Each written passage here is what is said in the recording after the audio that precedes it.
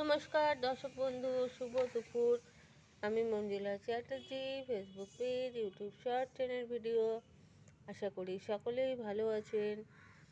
আমি এই পালং শাকের বীজ থেকে পালং শাক হওয়া পর্যন্ত ভিডিও আমি আপলোড করেছি। তো এখন তো বেরিয়ে গেছে শাকগুলো। এখন কাজ হচ্ছে, সকালবেলায় আমি জল দিই, দুপুরে জল দিই। আর এখন যেহেতু গাছগুলো ছোট ছোট, শস্য খোল দিতে পারছি না, পাতা নষ্ট হয়ে যাবে। তো কিভাবে দিই আমি সেটা দেখাচ্ছি আপনাদেরকে। এরকম করে আমি হাতে জল নিই, এরকম নিয়ে ছিটিয়ে দিই। তাহলে কি হবে,